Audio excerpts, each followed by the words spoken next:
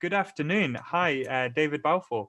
Thanks for joining me today on this call to talk about global entrepreneurship for Global Entrepreneurship Week. So it's really great to have this opportunity to connect with you across the globe. I'm currently sat in just outside of Edinburgh in Scotland. David, I know you are Scottish, but you're not currently in Scotland. Could you just tell us a little bit about where you are in the world today? Yeah, so I'm David Balfour. I am currently in Dubai in a very nice weather at the moment, as we, which is not something you want to hear right now, but we're getting into nice weather. Okay, great. So, great. So we're speaking from between Scotland and Dubai today. And so, David, I wanted to connect with you because you've got a really cool organization, a really cool company, which I'm going to ask you to tell us a little bit more about.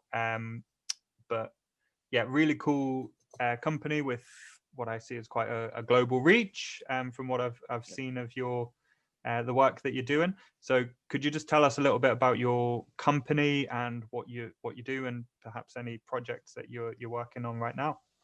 Yeah, absolutely. So the company's called Light Blue, and I started this about 13 years ago now. Actually, yeah, October will be 13 years. We are a creative experience agency. So we're very much an experiential agency at heart that delivers creative services. We do content, we do film. We look at earned media and owned media. So these are kind of the platforms that we work within. So we are very much a solutions-based conversation agency. So right now, our big project that we've got, which is very, very exciting, is that we're launching PlayStation 5 in the Middle East. Wow. And actually we had to postpone this call yesterday because you needed to do some work on the PS5 launch, which I said, okay, fair enough. So it was a good excuse. A really good excuse, really good. Whether you did just go off to the golf course or maybe whatever that might have been, I definitely took that excuse. Just a tip for my students: I'm probably not going to believe that any of you are working on the PS5 launch, but we can try that. You can try that one in the future. Give it a shot. If you say PS6 in about 5 years' time, I might believe you. So okay, cool. So you work in Light Blue. So your company's Light Blue, and you said you set up 13 years ago. 13 years ago. Wow. Okay. So, so what that would have been 2007, 2007. Yeah. Wow. Okay. Yeah. So, I just want to explore that a little bit more, actually. So, because potentially, we've got some of our viewers are maybe young creatives, there might be graphic designers, they might be sat in a marketing class right now thinking, where do I go from here? What was it that drove you towards wanting to start your own agency, perhaps rather than look for any employment? Did you previously work in any other agencies or any studios, or what was that journey to get you to where you get there? Yeah, no. So I left school thinking I was quite sporty and I didn't really know what I was going to do, to be honest. I was just thought, I didn't do great at school, so I got a couple of hires and I was really, right, what do I do now? And I thought, great, I like football. I was good at football. I played rugby at school, and I thought to myself, right, let's do something around sports. So I ended up going and doing sports technology, and did that for about 3 months. Got very bored. It was just, for me, it wasn't engaging enough. So it was a case of, right, let's use this year as a gap year. And I went and worked in a bar, worked at a friend's dad's agency who had just a really small little boutique thing, and it was drinks based, which is great because a was good fun. You know, you're out, you're delivering kits. I think we were delivering at the time, we were working on Gordon's Gin, Southern Comfort, Smirnoff Ice. I think he just launched Smirnoff Ice back then. So this was 99. Wow. Yeah, around 99. And then I really enjoyed that kind of space of being in the drinks industry, and I was working in the bar, ended up doing a bit of PR for the bar as well. And kind of quickly thought, actually, I quite like the marketing side of, you know, going back to uni. Okay. I didn't have the grade for it, so I ended up, I went to Glasgow College of Commerce and to do marketing and communications. Okay. And 2 months in, I got approached by a friend of a friend who was about to start his own agency, and there was going to be 3 of us within the agency, and it was a dedicated agency purely to work on the Tenants brand. Right. So we were called the brand ambassadors, and we were the function between marketing and sales. So we used to look after a lot of their music properties like Tina Park, Triptych, Tina Fringe, and we did some Scottish football stuff. Really cool, loved it. You know, so ended up working for them, got my first job for them, and it was meant to be a 1-year contract. 5 years later, right, I'm still there. Never went back, and the agency grew. And as the agency grew, I grew within that agency. Became second in charge of the agency by the age of 24. So I was managing, you know, we had a team of 20 plus right across the UK working on all these drinks brands. And you know, just exposure that I got, you know, through a really small unit and going into, you know, 5 years later. And then I got the travel bug. And started applying for jobs anywhere else. So I applied for 2 jobs. One was in Dubai for Heineken, and one was for Glenfiddich in New York. And I got the job in Dubai. So I ended up moving to Dubai to work for Heineken as their brand manager. Great experience, loved it. Great brand, you know, they had some great properties that they looked after. So Champions League football, they had the rugby sevens out here. So that was a lot of what I was looking at. Ended up doing that for 2 years. And then I got headhunted by a global agency, which is part of the WPP group called Momentum. They were just opening up in the region. Okay. And I went to the big agency, and I thought, this is exactly what you want, right?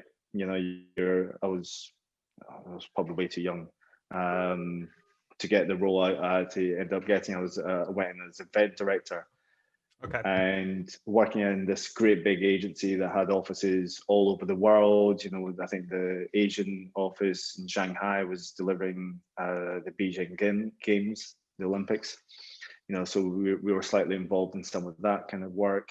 We were working with some. I think we launched one of the Bentley cars, and then we had building launches. It was just a great experience. And Dubai was booming at that time. And then really, myself and my managing director at the time, creative managing director, as all good ideas come from the bar, decided, you know what, I'm not liking how things are running in these big agencies. You know, I was used to small teams and small agencies, and, you know, kind of being more nimble and agile and being able to collaborate. And that's what I really loved about a lot of the brands and works that I previously did in the past. And that's how we started. We just thought, let's do it, you know. Wow. Let's give it a shot. Okay, so it was kind of that, so you built all this experience up, you went through all these kind of levels, you were becoming more and more senior, and actually when you're describing there that big you're in that big agency, I'm thinking, right, cool, so you're Don Draper now, you've made it to the top of, you're on Madison Avenue, that kind of, is that the kind of vibe it was? Yeah, absolutely. It was just, you think, you know, the big agencies have got the big brands, and it gets delivered to you. But then when you get there, it's, I haven't got as much control as I wanted. I've not got the freedom. And you come at it as a creative as well, I suppose, which the freedom of expression and your ideas Gone. all gone. Right. All so gone. the You become only way to get that back. driven. Yeah, and that was it. It was a case of, we just wanted it done in a meaningful way. We wanted a tailor-made approach to how we deal with clients, from a brand manager level all the way through to the CMO and CEO. And what I really found at the big agencies was there was a lack of culture at the time, and what I really wanted was to develop something that felt there was a real importance of people, and that didn't give it to me, and the freedom to be creative wasn't there either. It was more about the bottom line. If we can push money to media, let's push the money to media, because that's where we make good revenue. So which limited our kind of creative thinking, because as experiential, we want to do the big cool activations, the big launch programs, but they cost money, which means you're eating into your own that revenue that you might make. But for me, I'd much rather do cool stuff and be really proud of it, and deliver something that was mediocre and we made good money on. Yeah. So I guess you got to that point where, and you might have always had this, but that the money wasn't the key driver for the reason that you're doing it. And no, when it became that the money was the thing, I suppose the albatross around your neck kind of thing, it's like, well, we're being limited by that, so let's just cut that part away. Yeah, and that's absolutely. What you did. And yeah, it was really a case of, when I started the agency, I sold everything I had. Right. And it was this, sold my apartment that I had back home, sold my house over here that I bought, and literally sold my car actually as well. And thinking, okay, squeaky bum time. Right. How are we going to do this? And we planned well. So myself and Ian, my business partner, we planned really well in terms of, right, okay, these are our timelines of how we're going to make this work. So from the day we started, it was a case of, I had all the money that I'd sold the houses, started the business, because it's not easy to start a business in the Middle East. It's very, very different to the UK. I think in the UK you have fantastic enterprises that you can go and approach, you can talk to. It's free. There's lots of people that you can bounce ideas from and learn from. At the time, in 2007, it was really a case of, you have to do all the work yourself. You have to go out and sort it all out. There was no government body to help you. It was just a case of, go here, go here, go here, and hopefully you've got the right license. Right. Okay. And you have to pay for the license. You have to pay for a local sponsor to set you up as a business. So it's very, very different kind of model that I was traditionally used to in the UK. So we had to kind of learn very, very quickly. There was a lot of fumbling in the dark, and and lots of late night calls to people thinking, is this right? Is it not right? Are we gonna pull this off? Is it still going to be here in the morning, or are we going to be told absolutely everything you've done is this side of a weird law or something? Yeah, absolutely. Wow. Okay. So I was going to come on to some challenges around actually operating in Dubai a little bit further down the line, but I just wanted to ask you, so what is the best thing about running your business? And so actually, I suppose that would be just not specifically your business. It can be specifically your business, but what's the best thing about being an entrepreneur, being the boss? I think you can make your own destiny. It's you can do something that you love, something that you're creating a product that allows you to live your best life.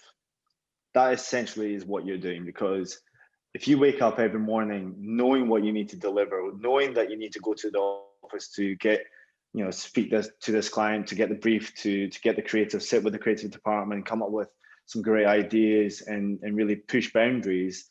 And I think one of the things that we have, thankfully, is a lot of brand bravery from our clients that allows us to push those conversations out there. We're in a space that they trust because we're so upfront. Okay. We don't hide anything. If something's going to be delayed, we'll tell the client. It's about planning. It's about having that conversation. So for me, the best thing is, it's what you put in is what you're going to get out. Don't get me wrong, there's been a lot of long nights and overnighters. And, I remember doing an event that I didn't leave for 4 days, and I was wearing pretty much the same clothes, and my wife and kids were coming and giving me, I hadn't showered for 4 days, but I was, thankfully I was back of house. Yeah. But it's one of the things that you do whatever it takes to get the job done, but you can have fun with it as well. You can have fun. Being creative is great, and that's one of the best part about what we do for a living.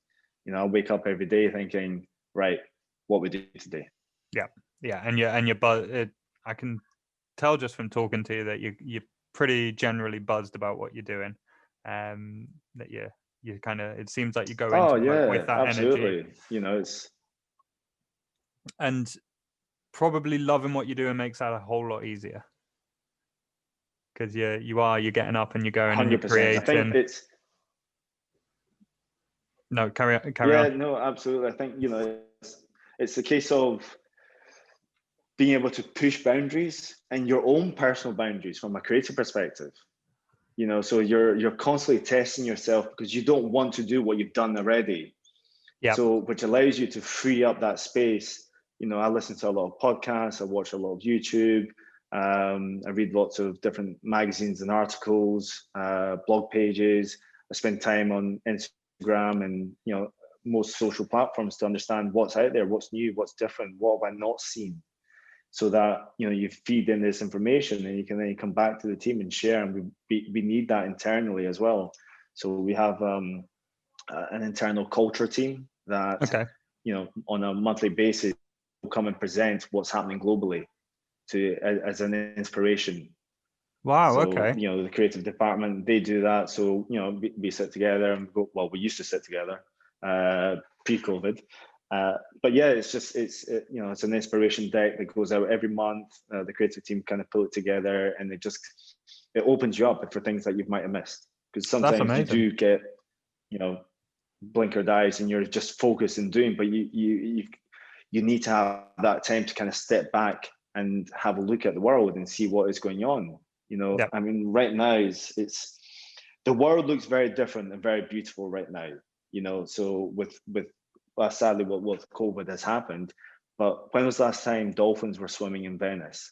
In the canals?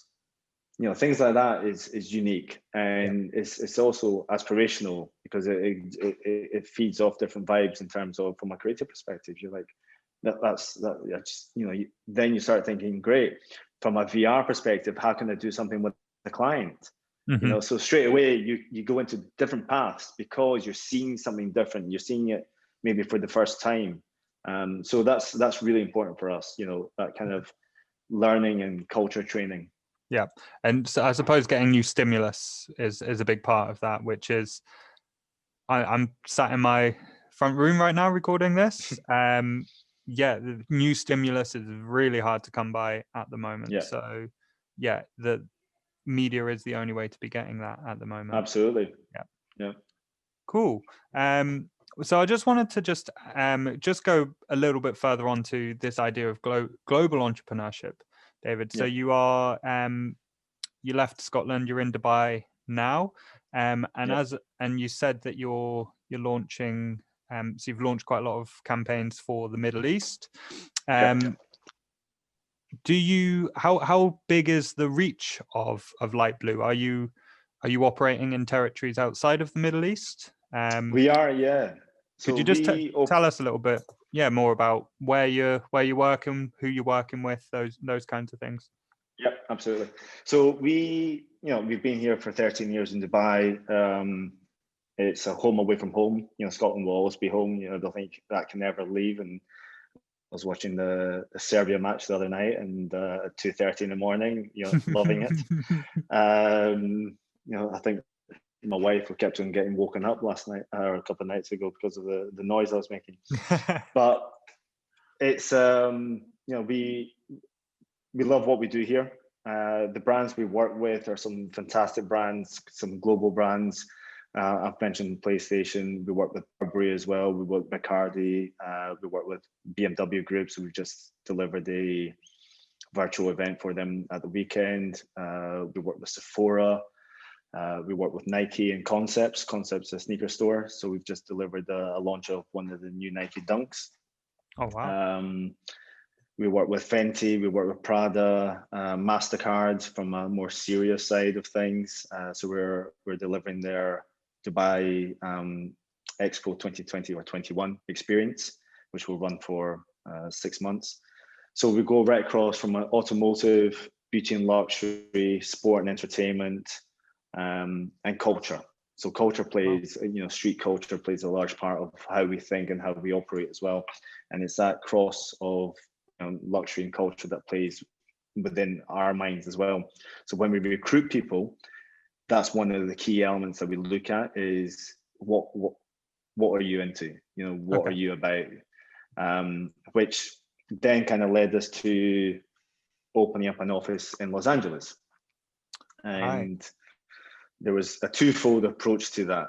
I love LA, and we go on holiday in LA, and the brands we work with very much marry the type of work that we do in Dubai. So it was a real, we looked at the synergies between the two cities and the type of consumers that we talk to. So that was one of the reasons why we opened up in LA, and obviously the opportunity to go and travel again and move the kids over in as well. So we opened up in LA. We delivered a Moncler event. Moncler is a high-end fashion brand based out in Milan, and we delivered this amazing concept for one of their seasons launches. We had some great influencers coming in, which I had no idea who they were, so that must have been a good thing. So but I did recognize Usher at our event. So Usher came along to our event, and we had some great entertainment happening. And then we delivered something for CES in Vegas, which was for an augmented reality automotive company called Wayray, based out of Russia. So our kind of footprint was kind of opening up, and we thought, this is great. This is how we want to progress. And then we just won a culture trip project for South by Southwest, which then got postponed because of COVID. Right. And that's really when then I kind of came back to Dubai. So the LA office is there, it's running, and we talk, which is really hard for us. So bless the team over there. It's a 12-hour difference. Mm-hmm. So it's 9 o'clock in the morning here, and we're on a team call, and it's 9 o'clock at night for them. Yeah. So it's not easy to do that, but we try to mix it up to make it as fair as possible when we do engage in, and the teams cross work as well. So a lot of the creative might get done here. Because we haven't been able to set up a full team over there. So we've got client servicing in the States, and the full creative team is in Dubai at the moment. Right. Okay. So that must be really, really difficult, as you said, about the time difference there, 12, because there's not really any way you can do it well, can you? You can't go, right, we'll have ours at lunchtime because then you guys are at midnight. I suppose it's got to be the end of the day, end and the beginning of the day. And I wanted to ask some particular questions around. So has there been any other issues with? I know you mentioned earlier about setting up in Dubai, but has there been any specific things that you've come across where you've been like, right, I'm going to set up in Dubai, or I'm going to set this office up in LA, and you've come across it and it's just been like, wow, I was not expecting that. So we had our first event in last November from Montclair, and it was on Melrose Avenue, in a really cool store called Maxfield's, and they had the car park. So we took over the car park. Okay. But Melrose Avenue is also got residential around it. And what we didn't realize, because this was our first event, the cities run very, very differently. So we have to deal with WeHo City Council, I suppose, which is the city of West Hollywood. So it's not the LA. You have to get a different permit for these guys. And then as you're filling out all the forms to say we're going to have live music. So because of live music, we have to go to another department, which is the noise reduction department. And because we have over so many people, then we need the fire department to be at the on site. And then because the fire department there, then we have the police department there. So the police are also there. And then we had to fill out forms to say who's attending. So, we've got our guest list of 500 influencers and key buyers from the store and invited guests from media and press. So, we've submitted all the forms. These are all the people that are invited. This is who should be turning up. And then on the day of the event, we get a call saying Usher's coming. Okay. Oh, right. So you didn't even have him in all of this planning. Right. Okay. No. To which you say, please ask him not to. Yeah, please.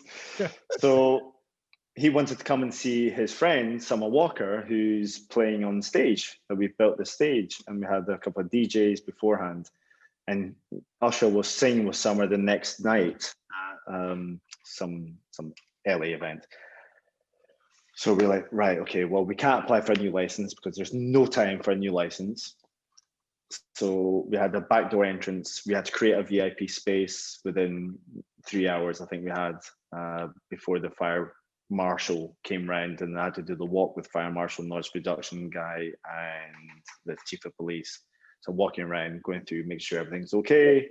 And there was a question mark on, oh, what's happening here? And it's where Usher was meant to be going, which he had a kind of a key view of the stage. So we said, oh no, this will move. Won't be here for the whole event. It's just we just want to coin this out for pre-press conversation. So we kind of played it off the cuff. Fully mic'd up. The event's kicked off. Cues, influencers, people that have got no idea coming in, and all very well dressed. And I'm there wearing a cap and my light blue t-shirt and the crew in the back. And I'm outside with all three heads of different departments. I then get a year in saying, Usher's here, he's coming in. So perfect opportunity to do a walk around the neighborhood. So that was my opportunity to take all three of them away and walk around the neighborhood for 10 minutes to see if there's any noise pollution. Okay. For us to, do we need to put the music down a little bit? Are you guys happy with how things are going? Real networkings, and came back. Usher's left. Great, thanks. Off he goes. Wow. So he was in for 15 minutes. That's and all of that extra work. All of that. Yeah. It was just it was because if we had gone through the proper channels, there was no way he would have been able to come. There was no way we could have said to him, sorry, you can't come. Yeah. So you're having to off the cuff fly with this and go, right, how can we deal with this? And you're live. You can't there's no pause button for anything. It's you're going. Yeah, let's just go. We're already going. Let's keep going and keep going. Just hope that we don't we don't fall off the side. Wow. Okay. So I guess the moral of the story there is if a celebrity tells you last minute they're coming to your event, don't get too excited initially. There might be some extra work there involved. There's definitely going to be work involved. Yeah. Don't just go, great. We've got this person dropping in. Yeah. It's definitely not for the week. I'll tell you that. Right. Okay. Cool. Yeah. So there's definitely, and then that's why you need an actual PR strategy and you need to actually know what you're doing and engaging with celebrities and influencers. Yeah. and dealing with, you know, the department heads, walking around with the chief of police and the head fire marshal, and being able to understand the right protocols of health and safety. Mm-hmm. So as much as I'm singing this facade of, oh, it's great, we're doing this, everything that goes beforehand, the business end of the event, that's the key part. Yeah, that's all, that's all sorted, and you can stand by that. And my team absolutely has done the work. Yeah.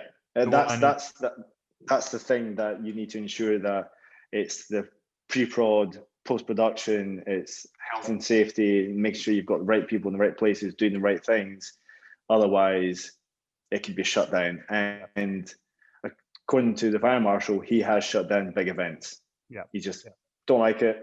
Doesn't feel right. I'm shutting it down. Yeah. And which then really affects you. Yeah.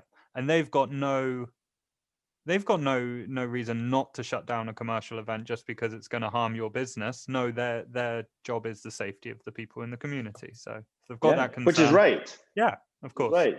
So you get it from their perspective, but it's just how you deal with it. That's the key element, and I've got a bit of experience behind me now to be able to do, and I tell you, the Scottishness works. Yeah. And what I'm getting there from it is, it's really, you've done that groundwork, which allows you to just change things on the fly, because your foundation is solid enough. Yeah, absolutely. You can without it, you can. Yeah. Without, I have to say, without my first couple of years and having a fantastic mentor, I would not be where I am. Right. Without doubt. If I didn't, and it's, when you're learning that trade, you really take it in, you really learn it, and you have to do it for years. It's not a case of, oh, okay, I'm an account exec and then I want to be an account director, and you've missed this whole education, so that when you are in that point of there's no return at a live event, you know exactly what you're doing. And it's experience, and some people can fast track, but I would always say it's take your time. It's learn your stuff.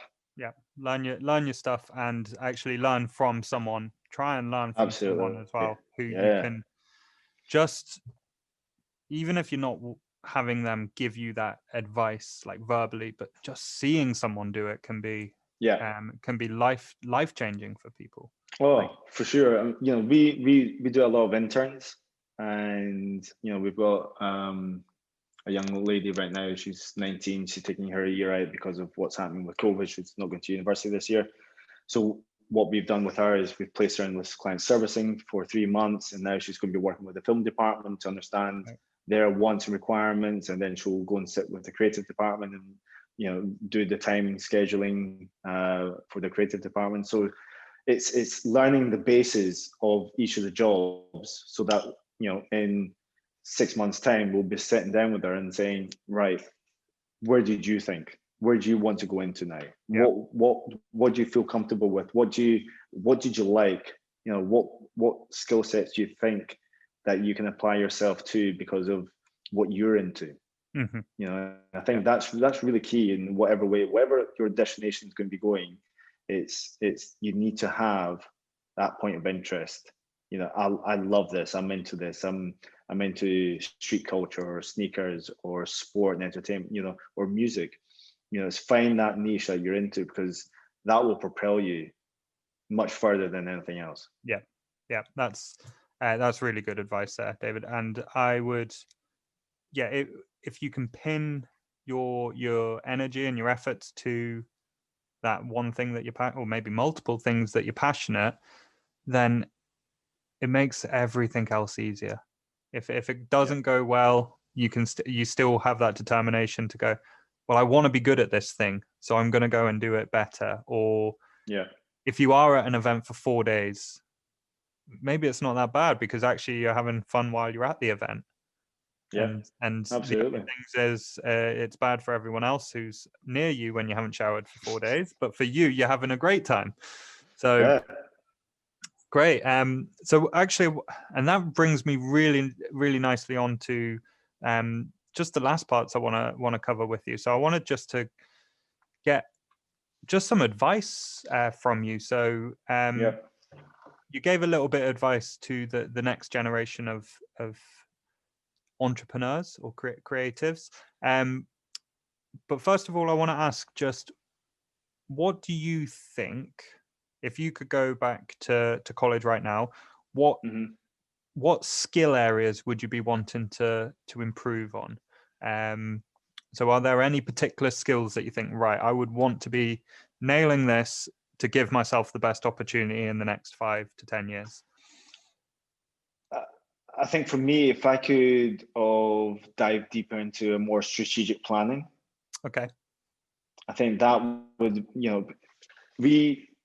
our strategy department, they, as part of what they do, they ensure that what direction we're going in from a creative route is right, because they've done their research, they can plan, they can look at all the different channels that we're going to be have the touch points with. So if it's a 360 campaign, they can look at what the brief is and what the creative, and make sure that it's the right thing.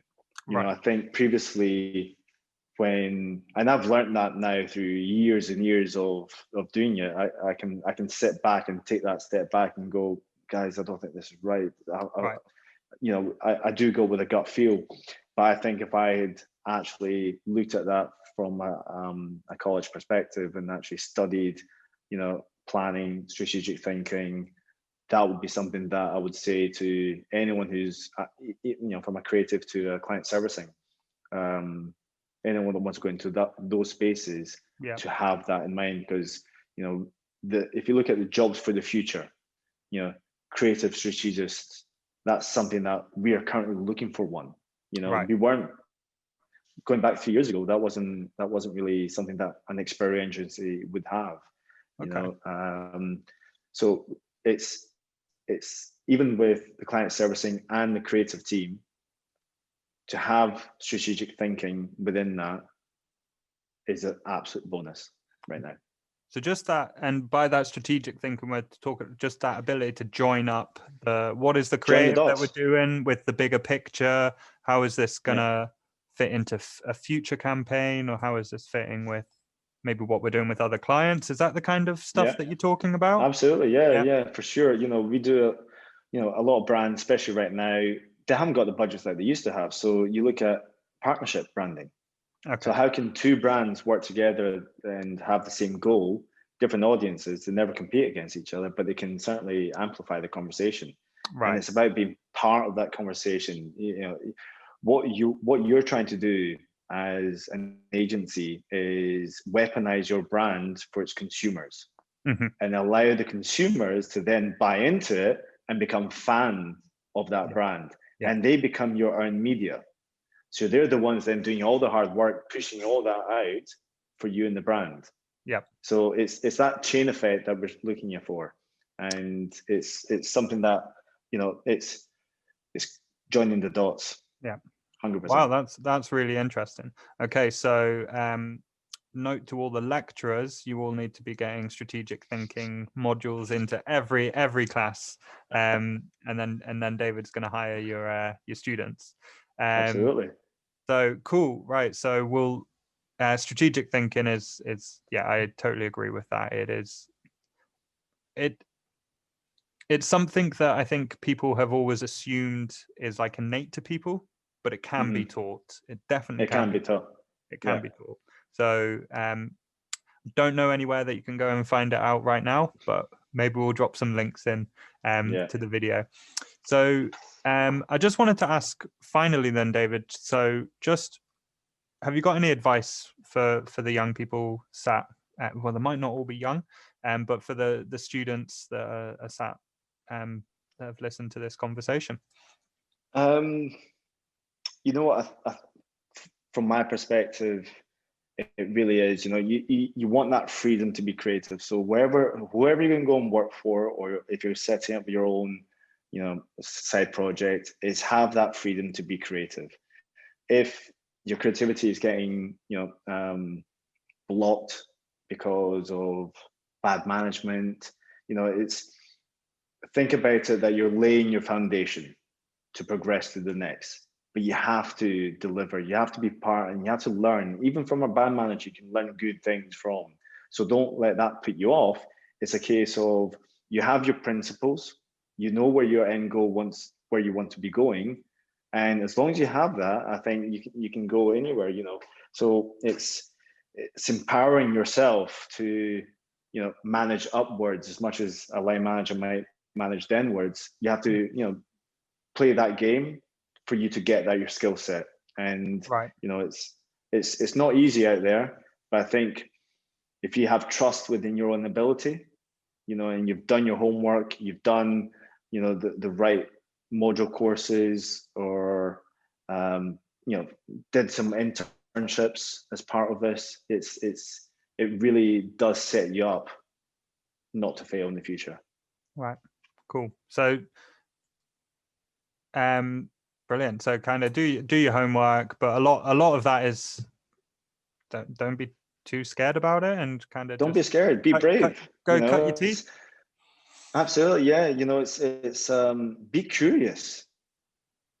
Yeah. I think that's something that is, I love, and when I recruit people and I'm interviewing people who are so excited, they're curious to know and learn more, and they come into the office and they ask, can I be part, or can I sit into this? Mm-hmm. Just so I can hear what's happening. So it really is, it's be curious, and and believe in yourself. That's something that is, because we've had lots of people within the agency who are fantastic thinkers, fantastic creatives, just really shy. Yeah. They just don't have that personality to go and lead something, but they can. It's finding your culture base that you want to be part of, and finding people that are like-minded that you want to work with. So that's really important. Yeah. So surrounding yourself with people that want to do, are driven towards the same things. They don't necessarily have to be the same as you, but they're interested and they're heading in the same direction as you. Yeah, would be the key thing. Great. Right. David, I'm gonna wrap us up there. That was a really, really good interview. Really, really grateful for your time this afternoon, or no worries, this evening, whatever time it is there. But I just want to give you an opportunity, just at the end of this, just to plug Light Blue for us. I'm sure off the back of this, a lot of our students will be like, right, where can I go and find out about this stuff? So yeah, if you could just tell us where we can find out a bit more about yourself and your company, that would be great. Yeah, so you can find me on LinkedIn, David Balfour at Light Blue. You can find my Instagram handle is Light Blue Dave.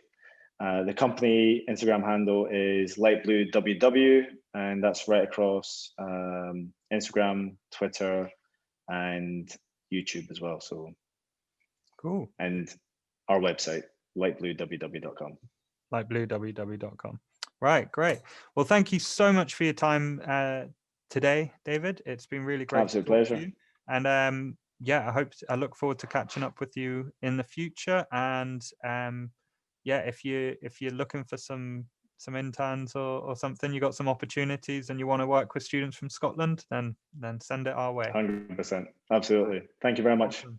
You're very welcome, David. Thank you so much.